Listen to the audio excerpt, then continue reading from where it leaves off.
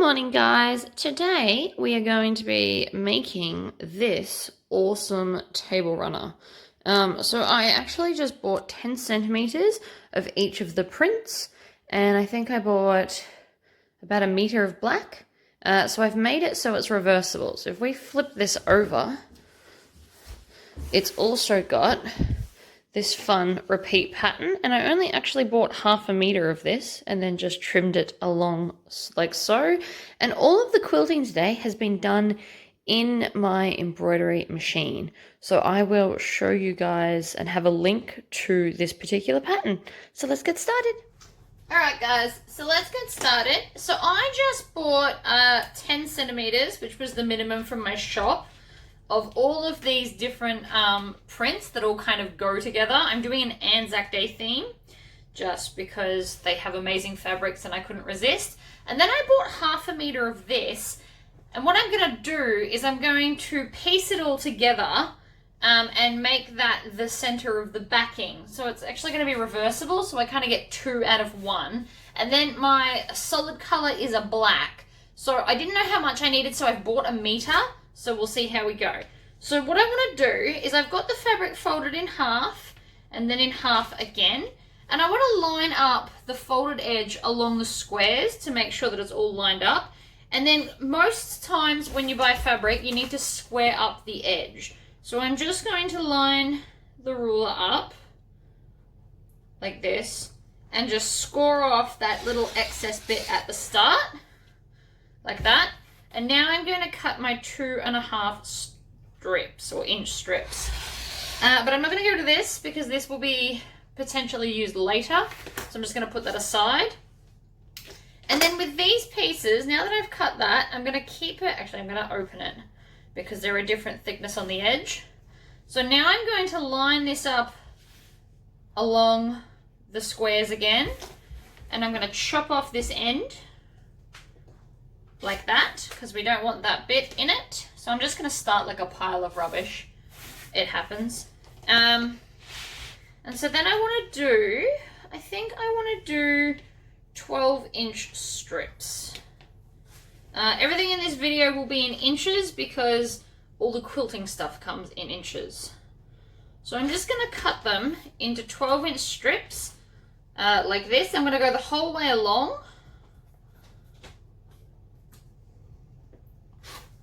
One, two, and you should get 3 and then a little bit left over. So I'm going to do that to all of my pieces.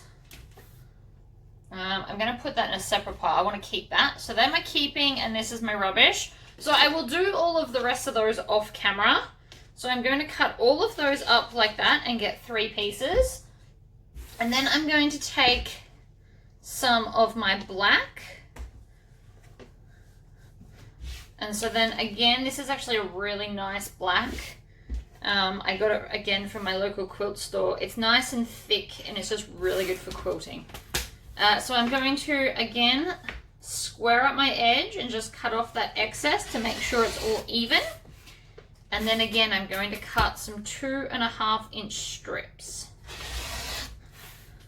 Now these ones will be cut into different sizes.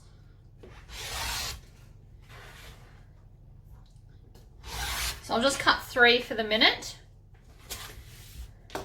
So then I'm going to open it out and I'm going to square up and cut off the selvage edge like that. So that bit's rubbish. So the selvage edge, for nobody that knows, is the bit that's got all the little dots in it. So we want them gone. And then I'm going to cut some 2.5-inch squares. And then some 5-inch squares. And these are going to top and tail each of the pieces. So the idea is that we're going to sew one of these to this end and one of these to that end. And then the next strip, which will be a different color, we'll sew that one to there, that one like that, and so that they're going to kind of zigzag down the center. Now, if you want, you can cut their 5.5 or 5-inch ones more. It's just going to make it longer, but it will make it zigzag more. So that's just, I just want a little bit of a zigzag. But if you want more of a zigzag, cut these at, say, 7 inches. I'll show you what that looks like. Just while we're here.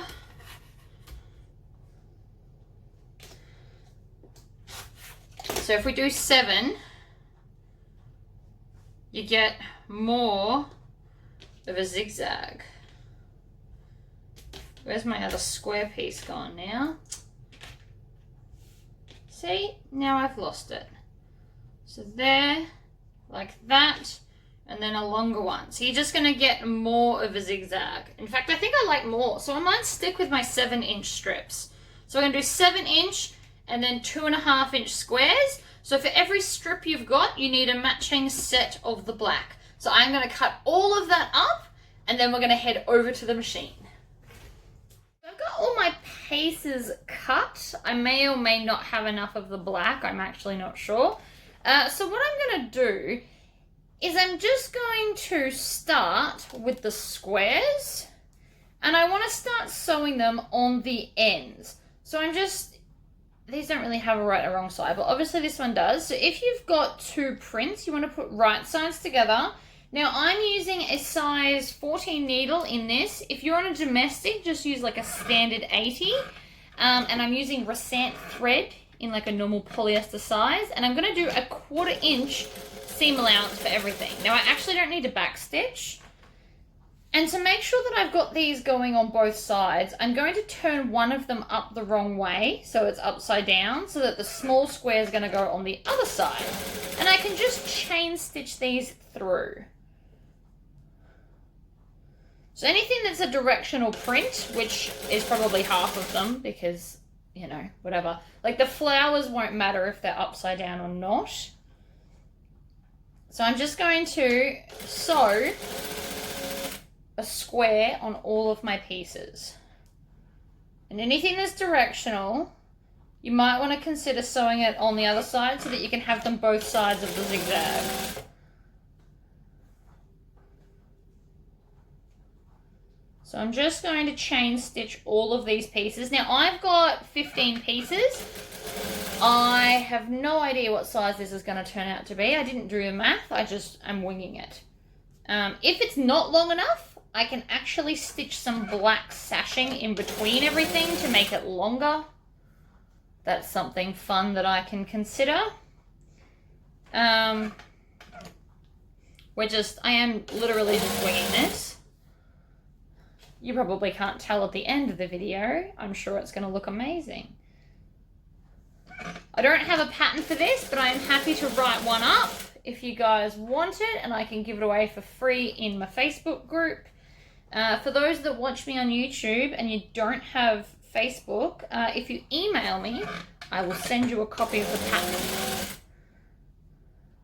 So this one, because it's directional, I'm going to turn one of them upside down. In fact, I might turn 2 of these ones upside down, since 2 are the other way with the less we forget. Now when I cut this one, I fussy cutted it because I had that extra. I had extra so that I could put it right in the center so that it's going to look amazing.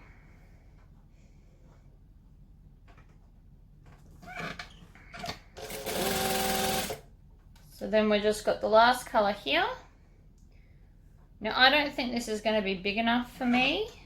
I can add some others. I could put some solid colors in amongst this, so I could get some, you know, earthy tones and some solid reds, some different shades of like blacks or grays. Any kind of a blender would work really well with this. You can make these as long as you like. Alright, so I got new snips too, by the way. These ones are going to be my portable ones that I take to sewing class. So they lock in the down position and then you can just get them out and they're like little mini scissors. I got quite excited about these, not going to lie. So then I'm just going to clip in between all of these because chain stowing is the quickest way to do anything. Right, so I'm going to do that. And then I'm going to take, oh, I missed some, hold on. So So I'm going to take this one now, and on all of them, I am now going to sew my 7-inch strip on the other end. And after I've done that one, I'm also going to cut this off because that was the last one that was attached that's going to need a longer strip. So I'm just going to make sure that my pattern is right sides up, and then if your background has a print, make sure it's right sides down so that the prints are going to touch each other. And then from my pile here, I'm just going to keep adding.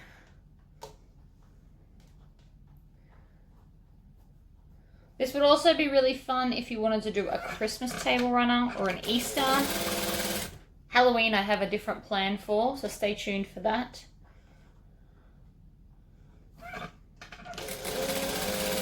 I know there's already a lot of quilting channels out there, but everything I do is going to come with a free pattern. Sometimes it's just fun to make something else. I love bags, but it makes me so excited when I'm making something other than a bag. If I've made bags for like a solid month, it's fun to just throw in a quilting project or make myself a coat or something.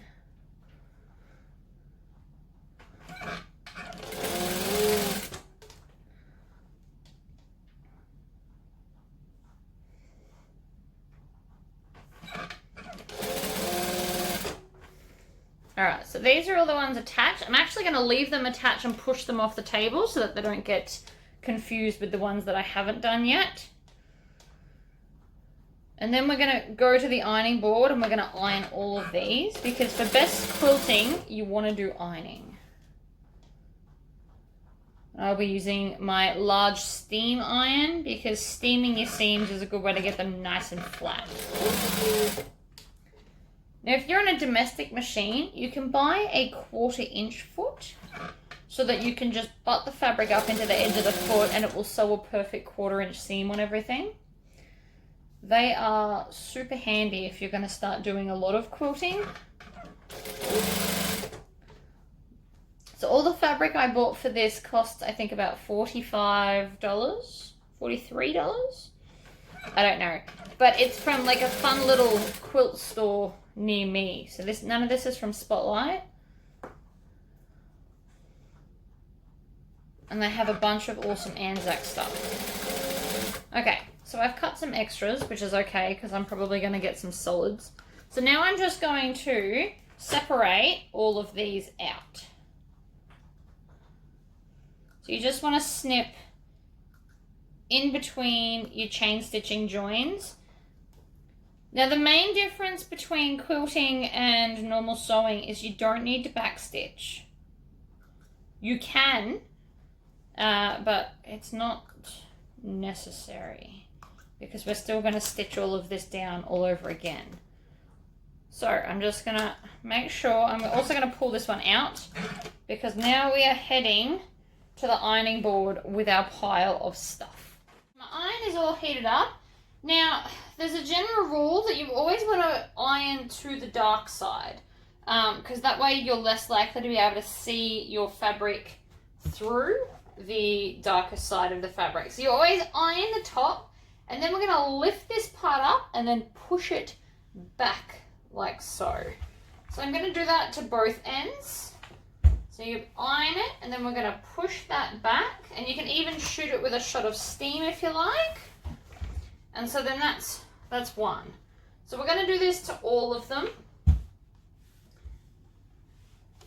It is important to iron them because they're going to sit nicer if you do. If you try and make this without an iron, unless you're very good at pressing seams, which you can do, you can get a tool to press your seams so that they're cold, but not many people have them. So if you don't have that, please iron it. You spend all this money on beautiful fabrics, you want it to work. So I'm always putting black up and then I'm ironing over. Now, if you were using white where I'm using black, you would do it the other way. So you would have this one on top and you'd iron it like that and then you'd pull it back. But we don't have that, so I'm turning it back the other way.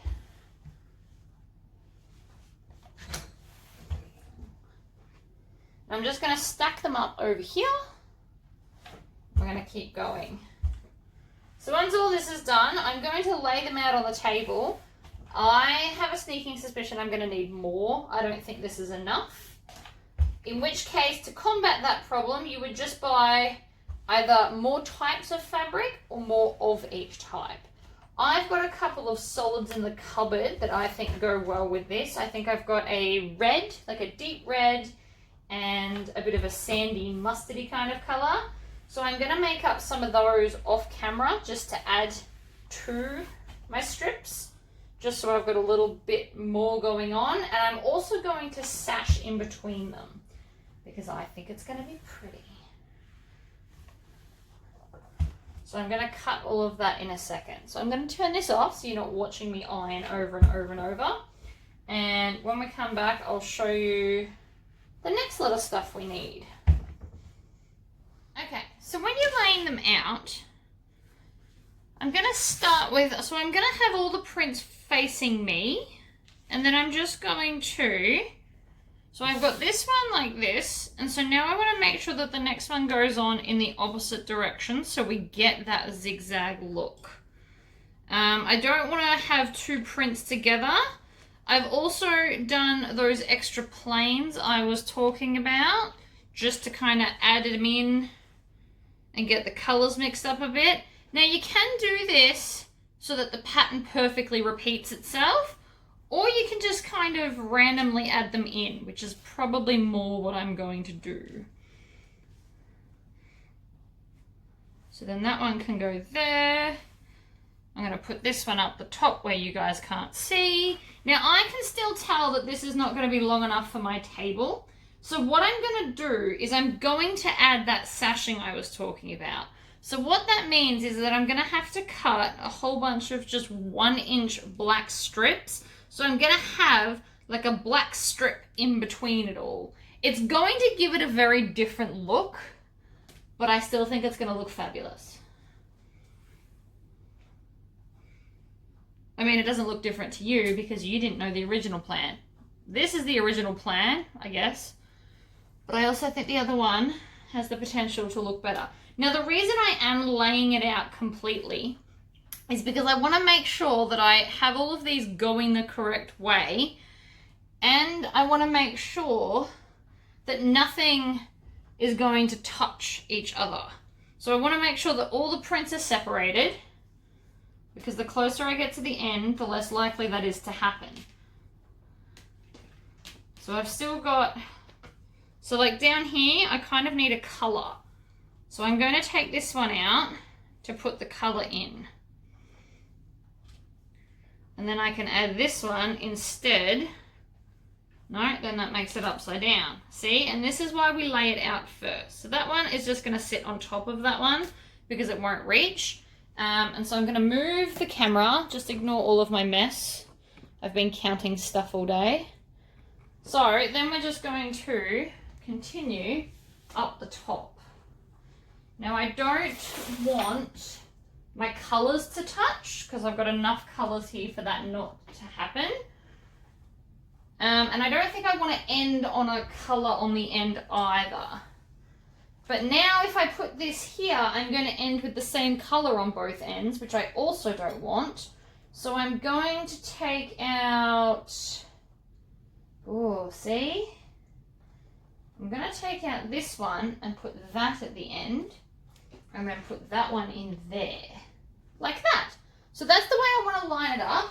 Now to keep it in order, I'm just going to stack them on top of each other. Like this.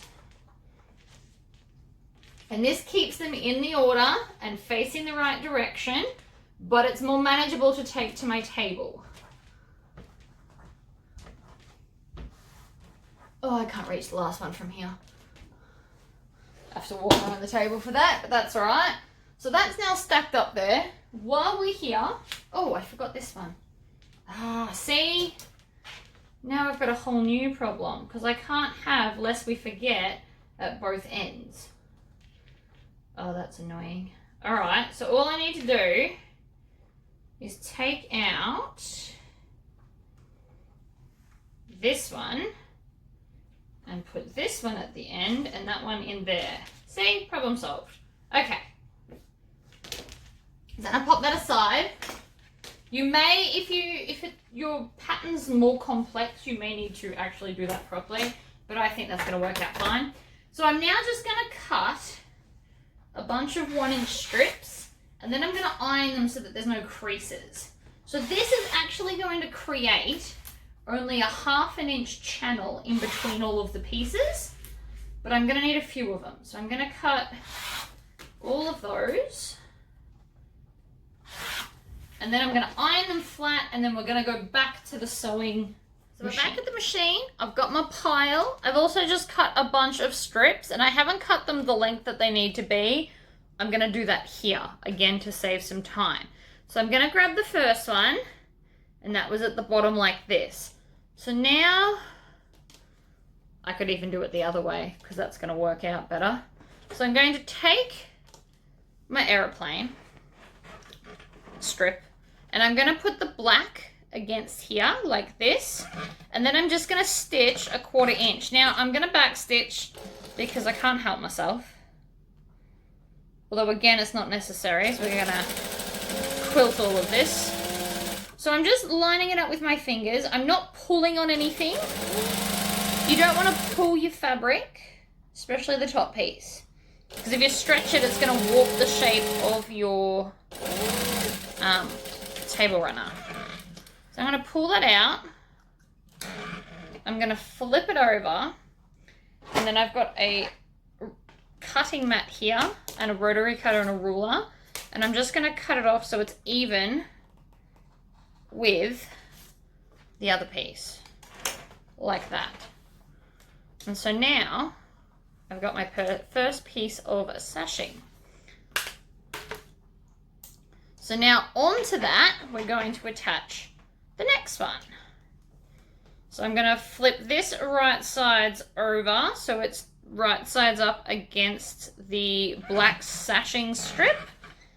And then we're going to sew that one in. And we're going to continue this the whole way down. I am going to need to pause and go get the iron. I'll need the iron next to me, because it works easiest if you iron each time you sew a strip on, because it's going to sit flatter, which makes it easier to sew. You also want to make sure that this seam allowance goes the correct way, and you don't want to pull on your fabric. And so then this end should line up with your other end, if you've done all your seams the same.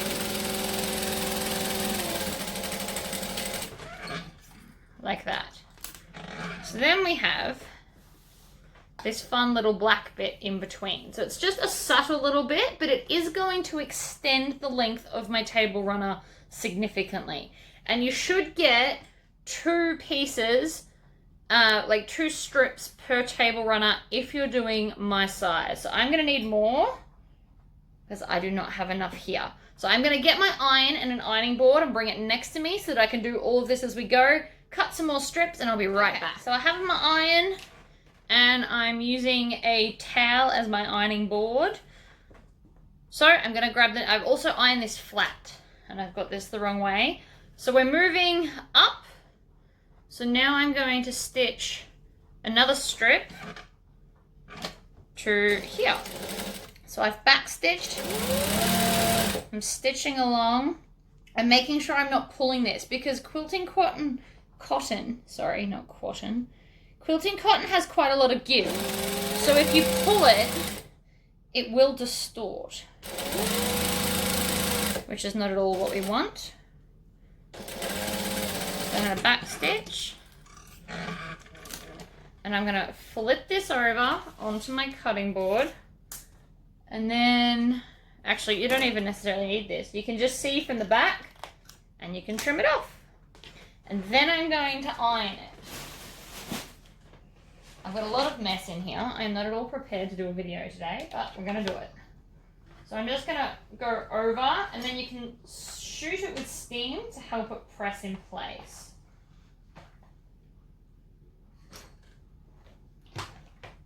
And so there's the next piece.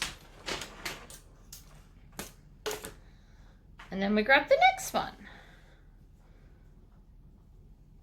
You just want to make sure that you're not twisting them in any way, otherwise the pattern will mess up. You'll have to unpick, and I personally hate unpicking. We also want to make sure that the seam here is facing the right way. So we want it to go under like that.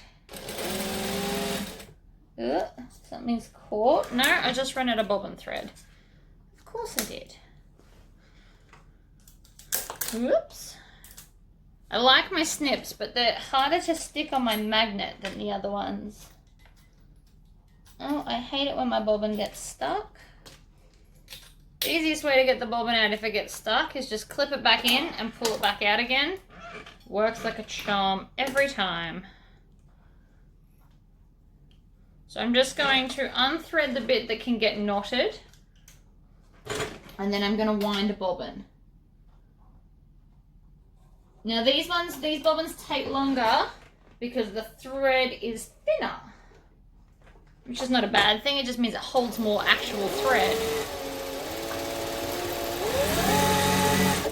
So I'm going to take my little bottle of oil that we always do, and I'm just going to put a couple of dots on the bobbin thing. Now I have a video on where to put this oil. And what it does is it makes this quieter.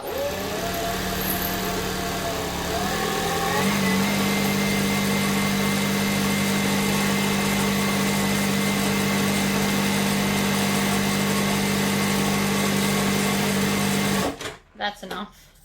That's about half full on this machine. These bobbins hold heaps when it comes to normal sewing thread. Put my bobbin in.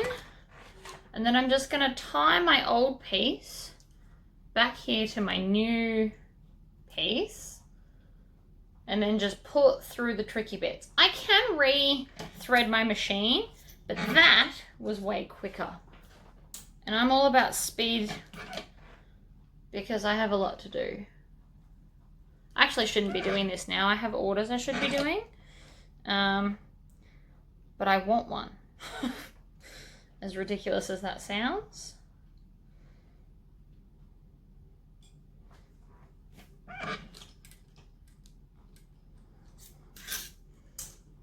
Alright. So now I'm going to grab this, and I'm just going to start a couple of stitches back from where I left off to lock in those old ones before I run out of the thread. I don't know if you can hear, but my machine is definitely a lot softer than it was.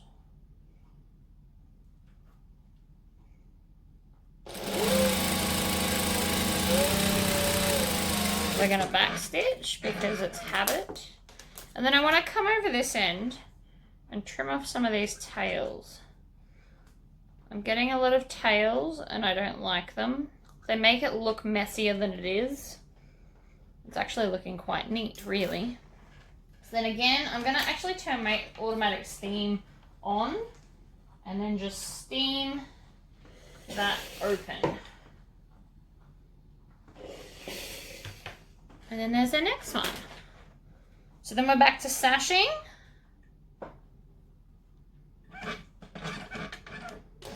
I'm going to back stitch. I'm going to not pull it. So instead of holding it, I'm going to put my fingers on it like this.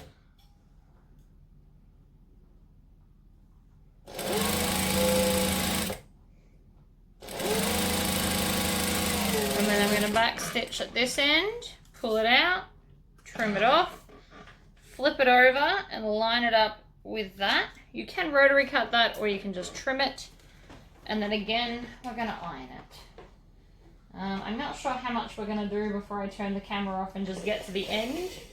Just suppose it depends on how many people sew along with me. We'll do a couple more. Haven't got to all the cool pictures.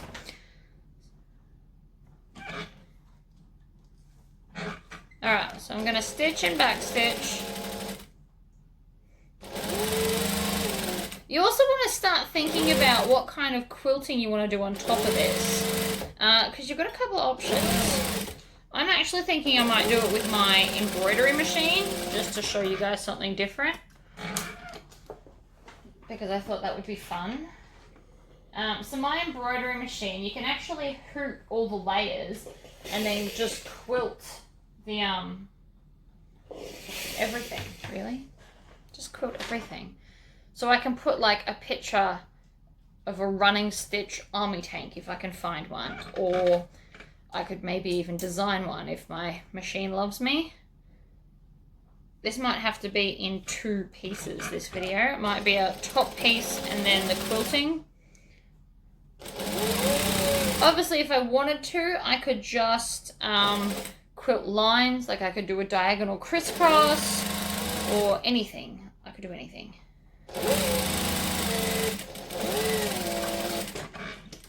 But I think I want it to look exciting because this fabric costs a lot of money for something that I'm probably going to use twice a year. But it still needs to look as fabulous as possible. And because I think I might try my hand at designing a quilting stitch.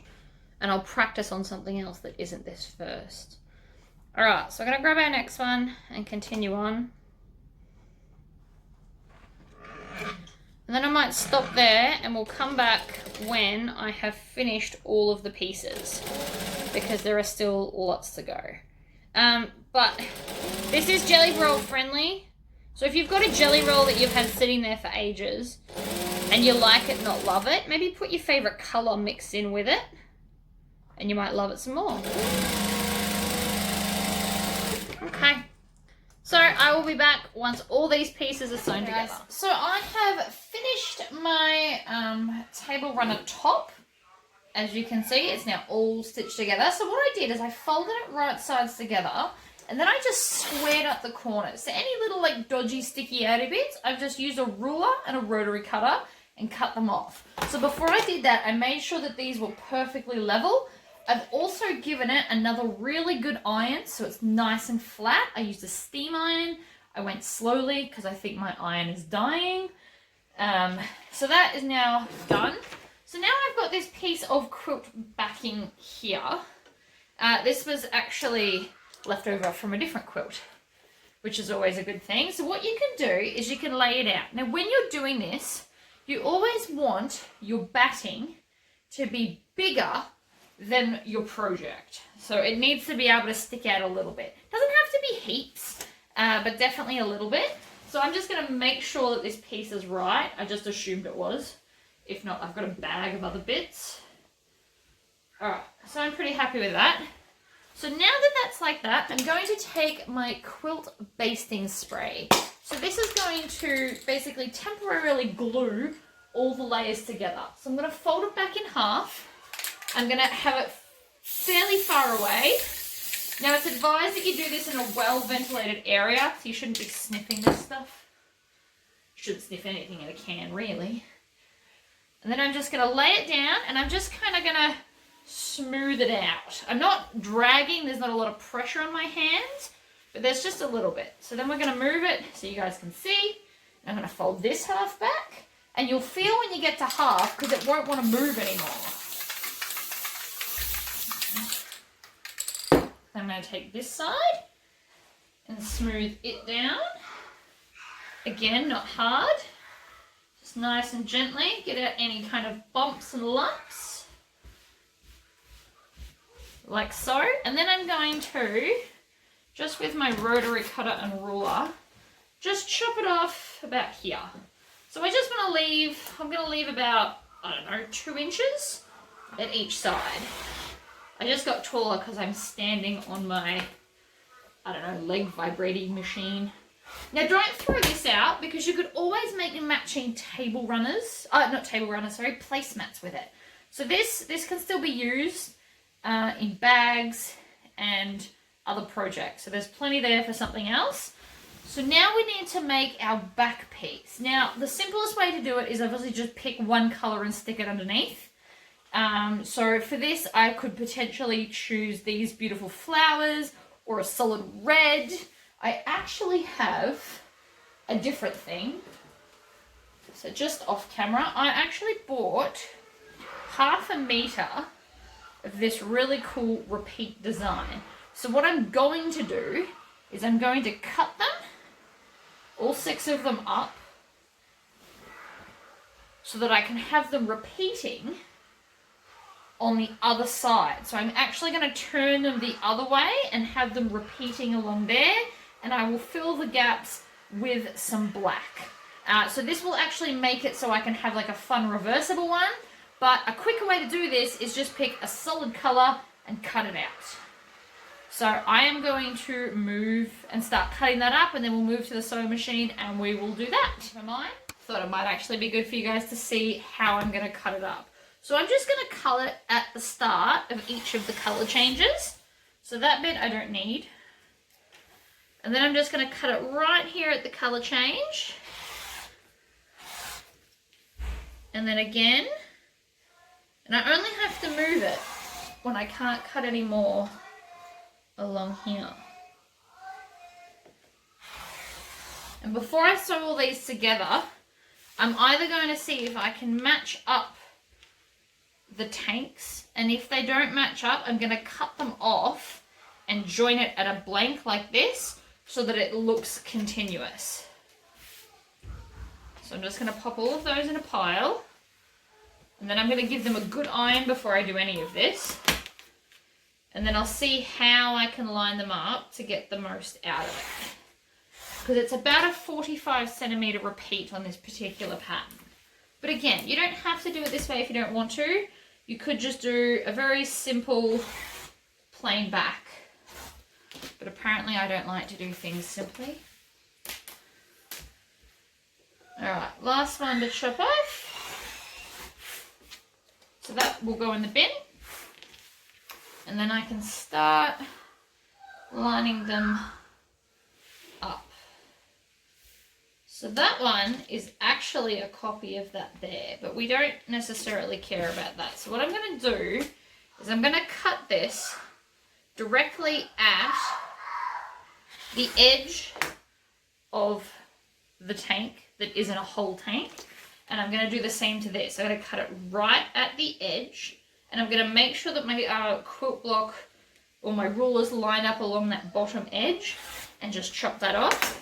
So now, when I stitch that together, it won't be that one though, because that's the same tank. But when I stitch the next one together, it should all work out lovely. So I'm just going to cut all of these. See, that one's fine, so I can leave that one. But then we're going to grab this one, and I need to cut off both sides of this one. And I've only got a 1/4 inch gap between these two. So I'm actually going to flip this around and cut a 1/4 inch into the last nozzle so that when I stitch it there will still be a gap between the two, because those are quite close. And then again, I'm going to chop this one off right at the edge. So yes, I'm wasting a little bit of fabric doing this, but it's going to make it more continuous. And if I do happen to cut them all too short, I'll just have one through the center instead of two. It's all going to work out. So again, chop that one off. That one's fine. Then this one, I'm going to flip it upside down because it's that same problem, and go 1/4 inch over, making sure that the ruler is lined up along the bottom so it's straight, because we definitely care about things being straight. And then just chop that off there. Okay, so now I can just decide how I want to line all of these up. So that one to there looks good to me. And so see, I've still got to chop that one off. So I will just continue to play with this until I get them lined up how I want them, and then we're going to go and stitch them all together. Alrighty, so first off, in our pile, we are going to, I've just used a single pin to pin all the bits together that I need to sew, because I figured that was the easiest way to do it. So I'm just going to sew. Oh, I'm going to turn my machine on. That's going to help us. Then I'm going to sew down the edge. I don't have to back stitch, but it's a habit that's very, very hard to break. So then we're going to come to the next one. I'm just going to take the pins out as I go. They were just there to hold them all in order for me while I brought it to the machine, because I thought that that would be easier.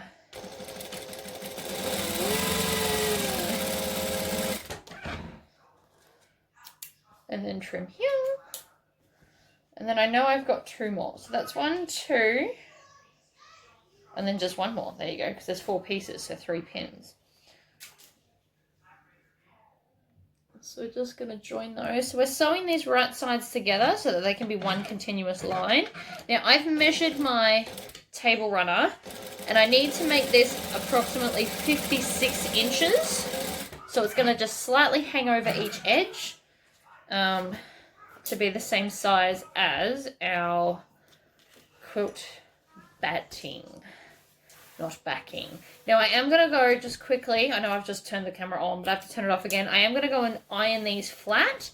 But before I do that, these are the strips that I'm going to put each side. So I decided not to do black because I didn't want it too dark. So I had this really fun kind of textured orange that I think goes well enough with the orange in the airplanes and stuff. So I'm just going to stitch this. Now I haven't cut off the selvage edge yet. So I'm actually doing what looks like a really big seam allowance, but I will trim that down before I go and iron it. And then I'm going to do the same with the red. So this is the red I used in the top of the quilt.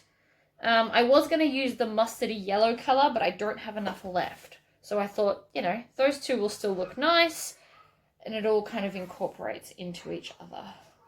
And that's mainly because we've gone back into lockdown here, so I can't just wait a day to go get more.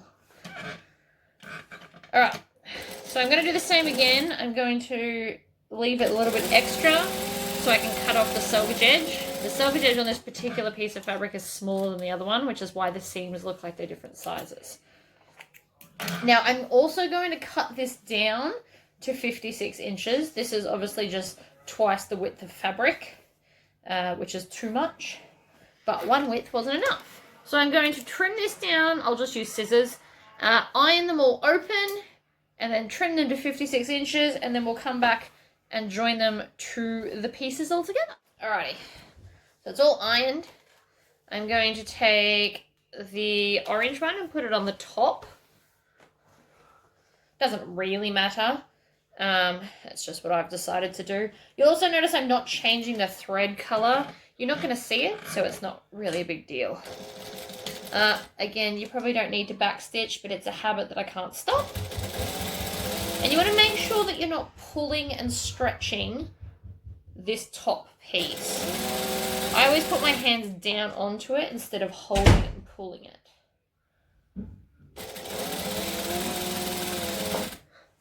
So I'm just going to work my way down. If you want to, you can pin it. I'm obviously not doing that. It's I don't know. Sometimes if you learn a certain way, like I learned to quilt without pins, so therefore I've just never used them. It just, I don't know, works for me. So I'm just going to go the whole way along. So this is the same size as the batting, not our actual main piece. And it looks like this piece is also a little bit long, but that's fine. Alright. So then I want to start at the same end, and I'm going to take this piece and I'm going to join that to here. So by doing it as wide as I have, this is going to extend out. So you won't have this much red. You're going to have probably nearly 2 inches less. So it won't be as wide of a strip. But it's just to make sure that when we're quilting, if anything gets kind of sucked in, it's not going to be shorter than our quilt top or table runner top. So it's always better to have more than not enough. And I have learnt that the hard way, so now I do like considerably more.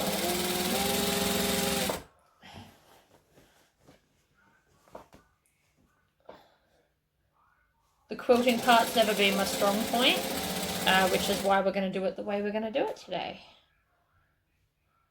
Just because I've never done it before and it could be a total disaster, but I don't know, we'll be right. My friend has put me onto the saying, it'll quilt out. And I tend to agree. You can hide any mistake if you try hard enough. And that's not just quilting, that's bags as well.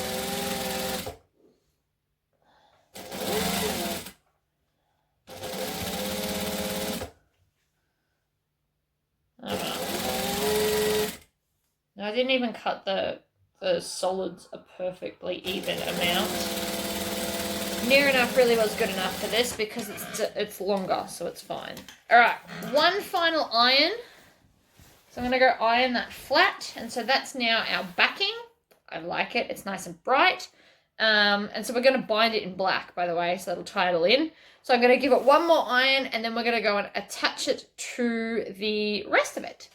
Alrighty, so I have ironed it all. So now what I'm going to do, I'm just going to pop that aside. I'm going to flip this one over. Now I can still kind of see the quilt through the backing. You probably can't see it on the screen, but standing over it I can see. So I'm going to do the same thing again. I'm just going to line it up where I want it. So I'm going to have the whole thing on the table like this. And as you can see, it is a little bit longer, but that's fine. That's kind of what I wanted. And then I'm just going to kind of square it up so it's in the middle like this. And then peel it back and do the same thing again. So make sure you give this a really good shake. I did it off camera, so you didn't have to watch. And then we just drop it down. You don't want to pull it. You just kind of, it's almost like you're patting it. In fact, you could pat it if you wanted to. You pull it back and you'll feel resistance where you're up to. So we're just going to do the same thing again. Don't hold it too close. But I like to have it closer than probably what's recommended just so I don't stick everything. Okay, and then we're just going to, I kind of push from the center out to lay all of that down and then flip it back over. So now we need our hoop. Actually, before we hoop, what I'm going to do is I'm going to get a ruler and I'm going to draw a line down the center so that I can line up all of the hooping. So I'm going to do 2 hoopings per side because the hoop is 8 inches. This is 19 inches, so the very, very edge won't be done, but that's okay. So there. So halfway is here and here, and then I'm just going to come up and do the same thing over here. So mine ended up at 19 inches. And then I'm going to grab, this is what I use to cut all of the vinyl that I sell. So it's actually just a really big piece of metal from Bunnings, and I got it cut, not perfectly in half, but in half. So we're going to line up all of those markings I just did, and I'm going to put a big line. Now the reason for that is now everything's going to be lined up equal and evenly. So I'm doing 8-inch blocks. So now I want to measure 4 inches down, and that will be the first center there. And then, if I want to, I can keep measuring all of them. So then I'm going to go 8 inches from here, and that will be my next line. And then 8 inches again. And just work my way down like this. And then I can come back and do all the lines perfectly. 8, 8, and look at that, that worked out really, really well. So I'm going to extend this line out the whole way. Now this is Chaco pen, so it's just chalk dust. So later when I need to, I can just remove all of this. It might take a little bit, but my white ones pretty much run out. So that's why I'm using the blue one, and I tried to order more and they don't have any in stock. So I'm just going to keep coming down and measure all the lines across, And so now I just need to hoop it. So I'm going to grab my hoop and then we'll come back and I'll do it where you can see. To help line up perfectly, I'm then going to take the ruler again and I'm going to measure the center. So I'm going to go 4 inches each side of that main line because that's going to be the center so that I can line the hoop up. Now my hoop has these awesome little notches that are at the center. So now all I need to do is put that over like so, and line it up, and then we're all good. Now I'm going to have to open this to be able to quilt all the layers. So currently it's set to very, very thin. So I'm just going to lift this up via the bottom piece and slide it under.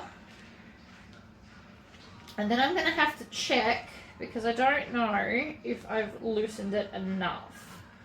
So I want to make sure that everything stays lined up and then just kind of clip it into the hoop. Now this is probably the hardest bit and it will take the longest to line everything up. Get one end in and then you can just kind of push. And that went in pretty well, which means it's probably too loose now. So I'm just going to, I know it's against the rules to tighten it, but I'm just going to tighten it a little bit. So now that's ready to go in the machine. So I'm going to go here, then I move my way down, and then it should all be good. In my bobbin, I have put the same color as the top, which is this deep maroon. And this design is only an 8-minute stitch out, which is pretty good. So it's just a single kind of running line to quilt all the layers together. Now my machine, because I've put the big hoop in, will move over and be centered. Now you might want to put the weight of the rest of this leaning onto something so that it's not dragging the machine. So if I put my needle down, everything's green, so we're good to go. I'll just check what speed it's on. I can probably ramp it up to 600, so it's only a 5-minute stitch out. You can also just stand here and hold it.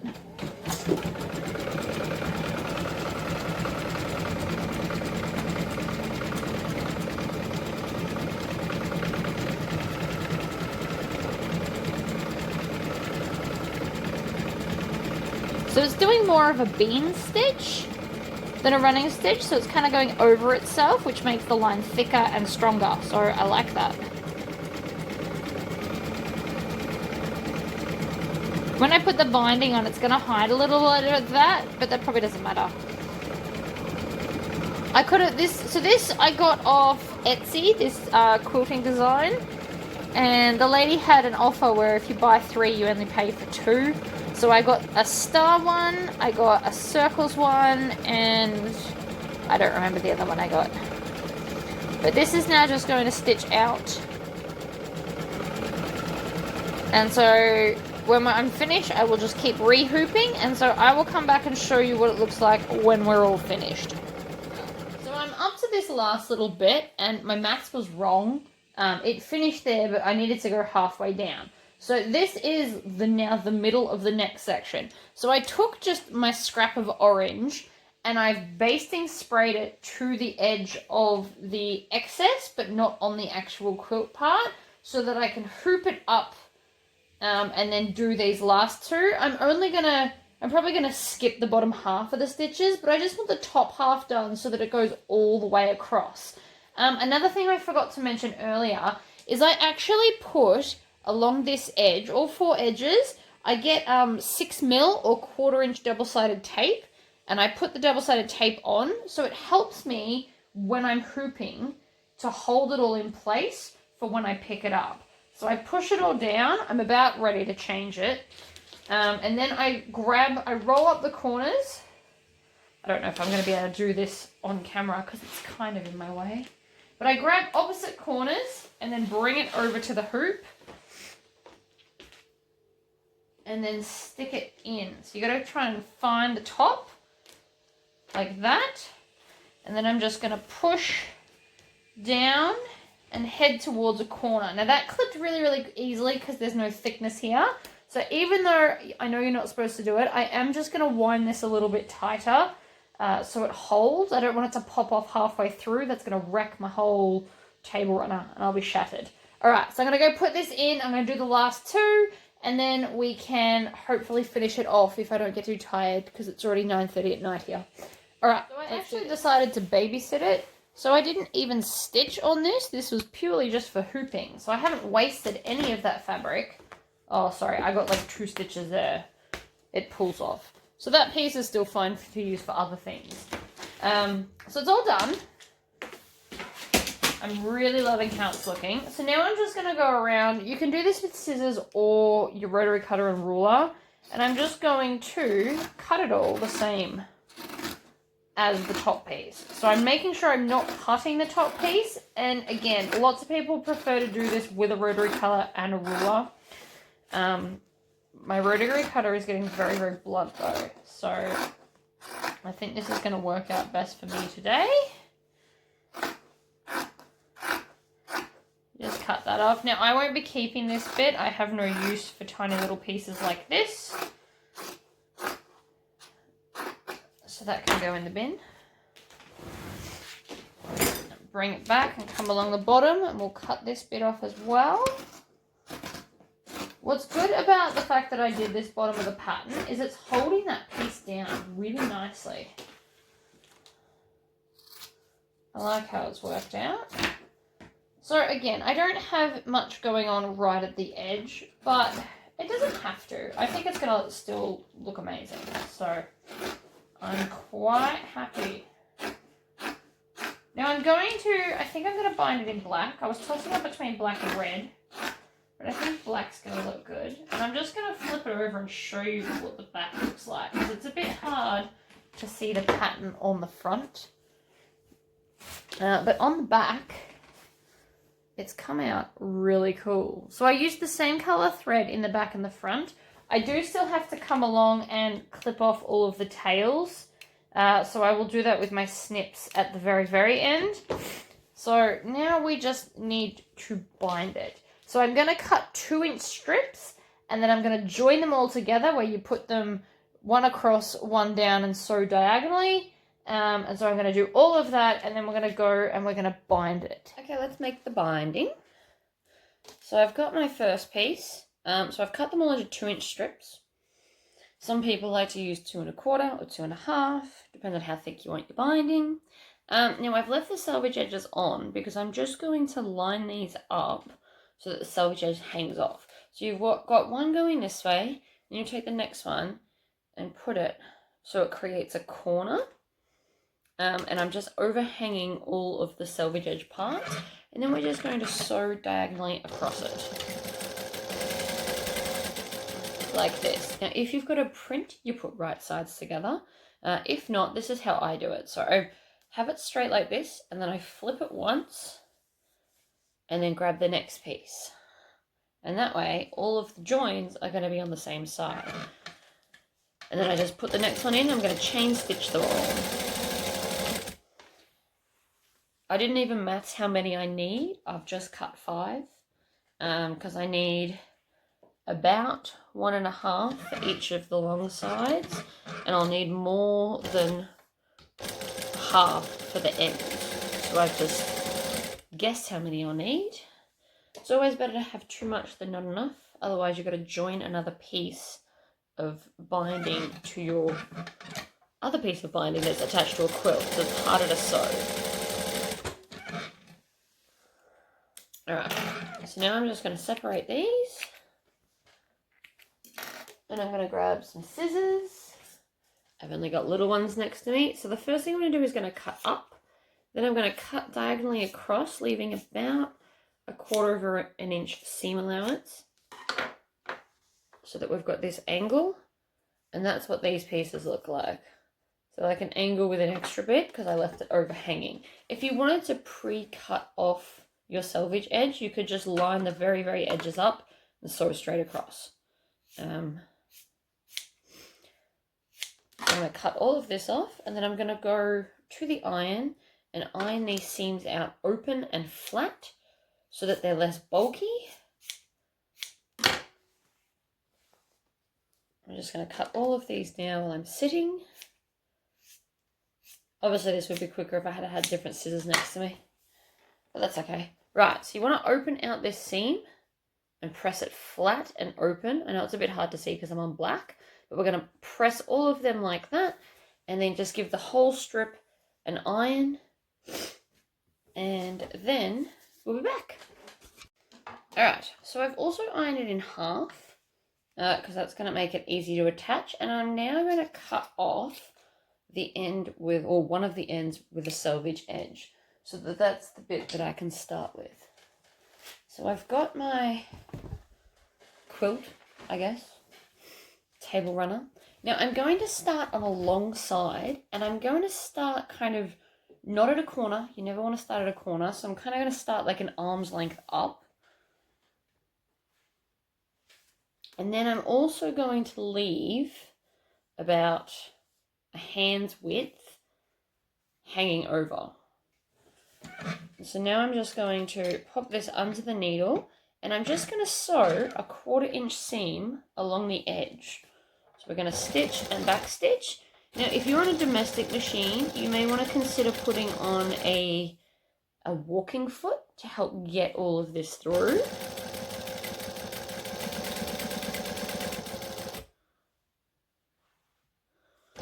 So I'm just going 1/4 edge, and then when we get to the corner, we're going to do something weird, I guess. If you've never made a quilt before, it might seem weird. So when we get a 1/4 inch from the edge, we're going to have our needle down, and we're going to pivot it so it's on an angle and sew off the edge. Then I'm going to bring all of this weight up like this. And then I'm going to bring this forward. Actually, I'm going to bring it over. And I'm going to kind of bend this so it lines up with the top edge. So your bend, or your binding, you want to bring up so that you're going to have this like sticky outy bit here. So you're just going to push it up. I'm going to stick my finger under it and push up, and then line the binding up along the edge again, and then start at the edge and 1/4 inch and sew down.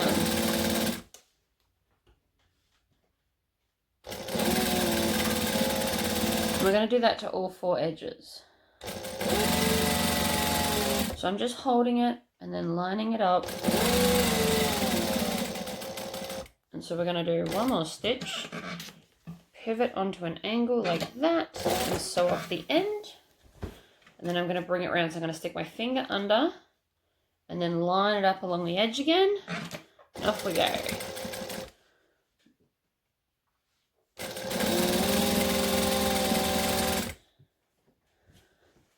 Now I like to take the weight off the machine, so I've just folded it back up in half on top of the machine. Also, I probably should have stitched this to the back. Too late now. Normally you would stitch this to the back, and then you can top stitch on the front. But I'm not undoing it now.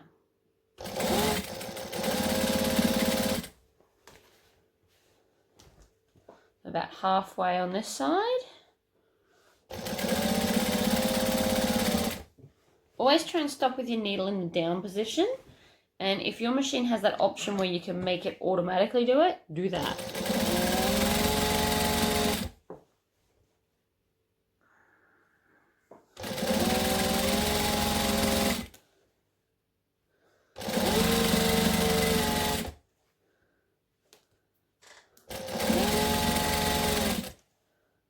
Just lining it up on the edge, like so, and then we get to the corner, and we're going to go off on an angle, and then we're going to bring all of this weight up so it's not pulling, pivot it round, put my finger under to push that up out of the way, line it up in the corner, and go again.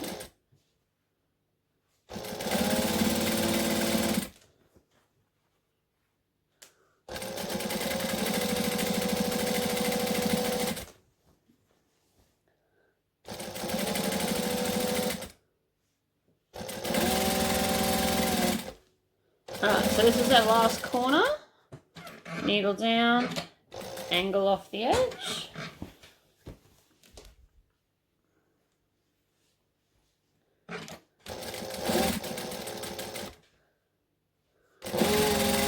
And then when we get close to the join, we're going to stop. We're going to leave about that much of a gap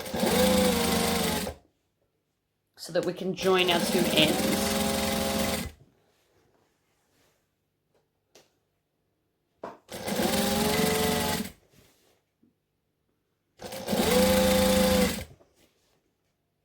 So I'm just bringing it down. I'm getting close to the end, so the end is here. So I'm going to stop about that much. So we're going to backstitch and then we're going to actually pull it out. So now the idea is, now I've left some extra so it's easier to work with, but the idea is that you want to lay it down. So there and there are going to meet up. I'm just going to chop some of this off so it's not in my way. Pop that over there. Okay, so we join, we lay it flat as if it's going to join up like this. And then you want to open these out and we're going to put them at that angle how we were sewing before.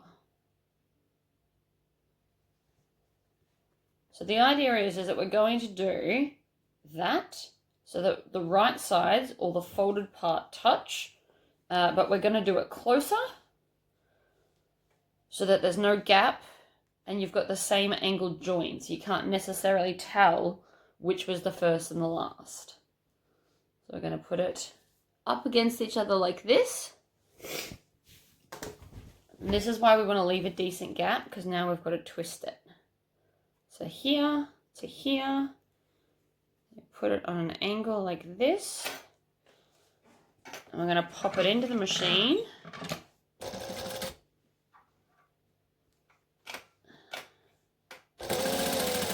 Like that. And then you just want to check it to make sure you did it right. So if you pull this flat and it sits flat. Now see how mine's too big?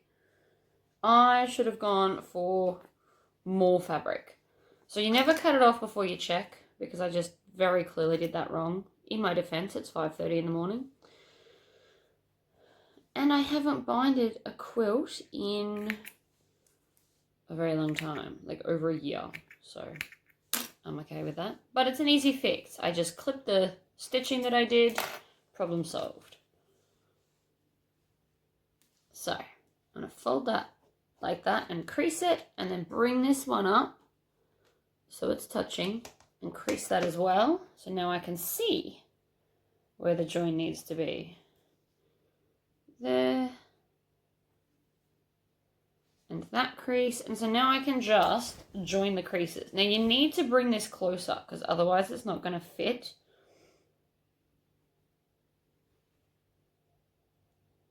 That center, and then just put them on an angle. Should work this time because I measured it properly. I mean, it might still not. These things have been known to happen.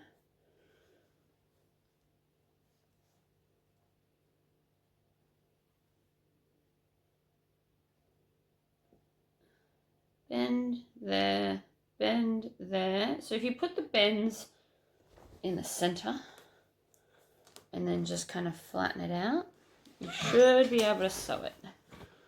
And it will feel a bit tight, so that's why you leave, the bigger gap you leave, the easier this will be to stitch.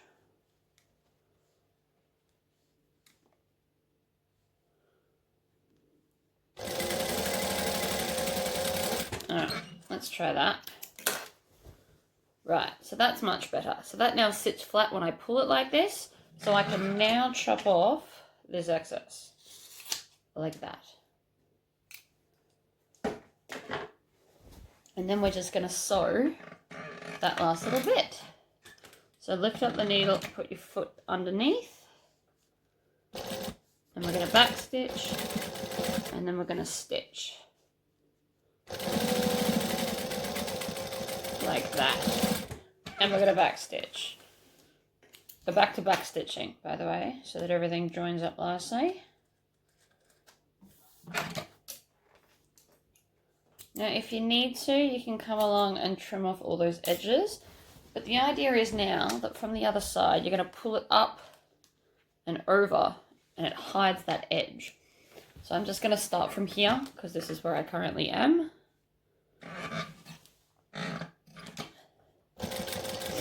So I'm just going to move it over and around as I go along.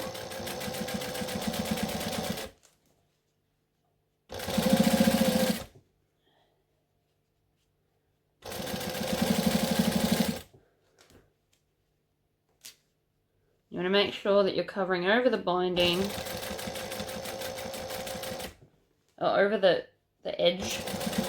We don't want to see the raw edge. And then we're going to pull this edge up, and I'm going to get a little bit closer to this edge, and then I'm going to pull up this side and make that a mitered corner. So by mitered corner, I mean like a 45-degree angled corner. We're going to stop with our needle down, and then we're going to pivot. Now, again, I'm going to just roll this up onto the table, and then we can continue along the other side.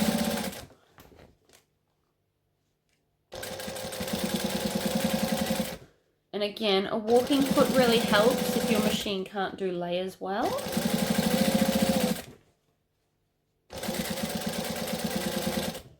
Oh, got an itchy nose. Sorry. I usually sneeze in the morning when I wake up, and I haven't sneezed yet. One of the weird quirks of my body just lets me know it's awake. So I'm going to stop with the needle down. I'm going to pull this edge up and over. I'm going to trim off these little tails that are in my way. Now you can use like wonder clips for this. I actually believe this is what they were originally intended for. Needle down and then pivot.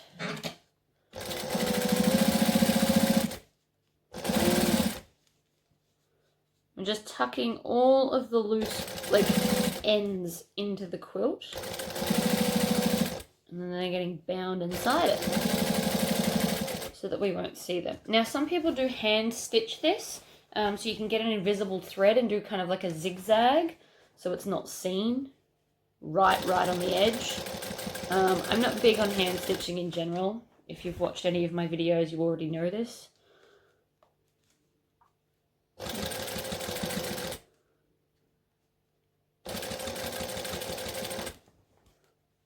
Alright. Tucking the raw edges in, folding it over. You also want to make sure you're not pulling on it so it goes on a weird angle.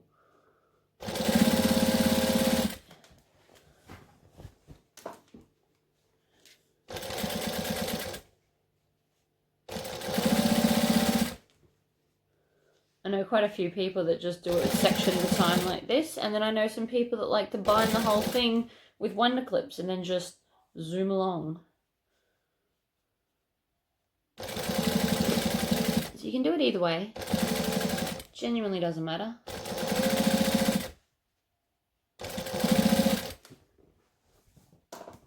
So we're nearly halfway around. I'm just going to keep going.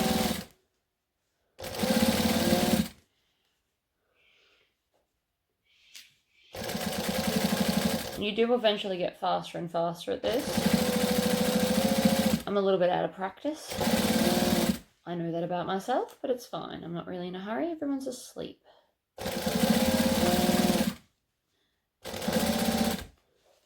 Alright, so I'm going to pull this end up and then line this corner up and over.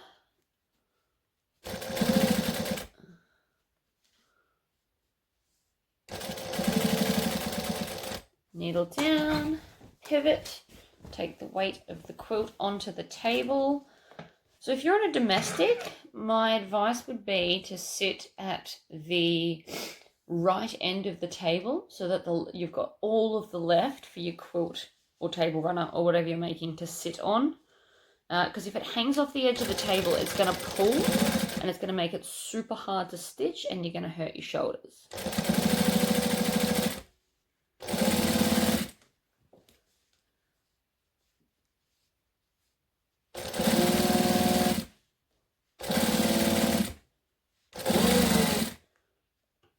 Now I know that I won't run out of bobbin thread because this is a new bobbin for this project.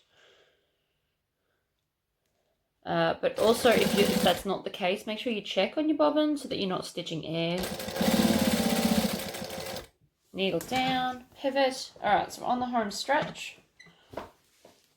Again, I'm going to put the weight of the quilt onto the table.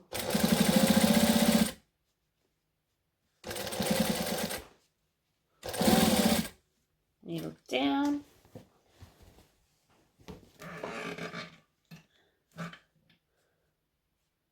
Tuck. I'm just tucking with my fingers, or more specifically my fingernails. I'm just tucking any of the loose threads that are floating around. You can trim them off, but sometimes it's just as quick to tuck them in. They're not going to cause any damage in there.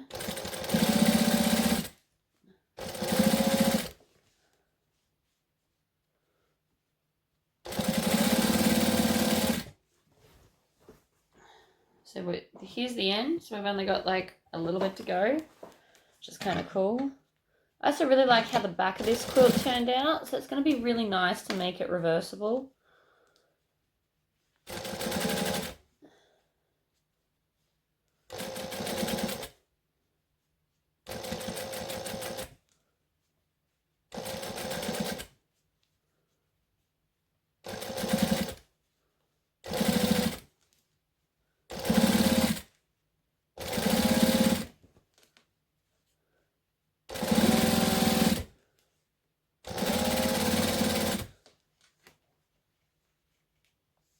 Fold it over.